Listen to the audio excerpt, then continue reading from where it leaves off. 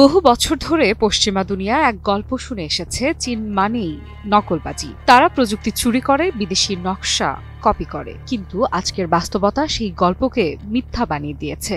এখন চীন রোবোটিক্স, বৈদ্যুতিক যান, সৌরশক্তি, উচ্চগতির রেলপথ থেকে শুরু করে কৃত্রিম বুদ্ধিমত্তা পর্যন্ত প্রতিটি ক্ষেত্রেই শীর্ষ উদ্ভাবক। আর সবচেয়ে গুরুত্বপূর্ণ সামরিক প্রযুক্তিতেও তারা আর কারো ছায়াসঙ্গী নয়, বরং নতুন পথের পথিকৃৎ।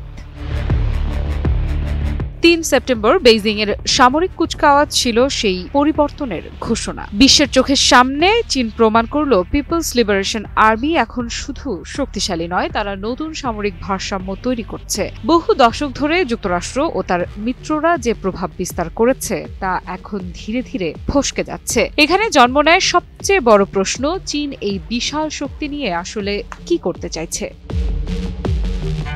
কেউ কেউ বলছে চীনের উদ্দেশ্য সুস্পষ্ট, একদিন তারা সরাসরি বৈশ্বিক সামরিক শক্তি হিসেবে যুক্তরাষ্ট্রকে চ্যালেঞ্জ করবে। এর প্রমাণ মিলেছে গত ফেব্রুয়ারিতে। অস্ট্রেলিয়ার চারপাশে চীনের যুদ্ধ জাহাজের বহর ঘুরে আসে, যা আগে অকল্পনীয় ছিল। বার্তাটি ছিল স্পষ্ট, চীন দূরের সমুদ্রেও নিজের উপস্থিতি জানান দিচ্ছে। কিন্তু বাস্তব তথ্য বলছে চীনের লক্ষ্য হয়তো এখনো এতটা বিশ্বব্যাপী নয়। হ্যাঁ, তাদের হাতে ব্লু ওয়াটার যুদ্ধ জাহাজ আছে, বিমানবাহী রণতরী আছে, সমুদ্রে বহরে সচল রাখার জ্বালানি সরবরাহ জাহাজও আছে, কিন্তু বিদেশি ঘাঁটি সংখ্যা এখনো সীমিত। জিবুতির একটিমাত্র ঘাঁটি ছাড়া নতুন কিছু নেই। আন্তদেশীয় পাল্লার বোমারু বিমান মোতায়েন করতে তাদের আরো বেশ কিছু বছর লেগে যাবে। আর যুক্তরাষ্ট্রের মতো বৈশ্বিক জোট গড়া তো এখনো দূরের স্বপ্ন। আসল চিত্রটা কি? চীন আপাতত তার চারপাশের অঞ্চলকেই অপ্রবেশ্য দুর্গে রূপ দিচ্ছে। দক্ষিণ চীন সাগর, তাইওয়ান প্রণালী, পূর্ব এশিয়ার আকাশপথ, এই এলাকাগুলোতে যেন কেউ ঢুকতে না পারে, সেটাই এখন তাদের প্রধান লক্ষ্য।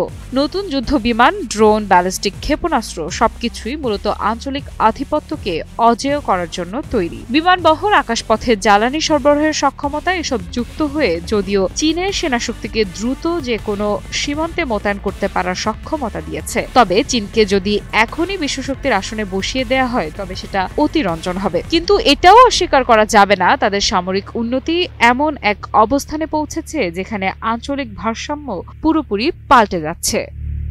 আফরিদা ইফরা, নিউজ 24।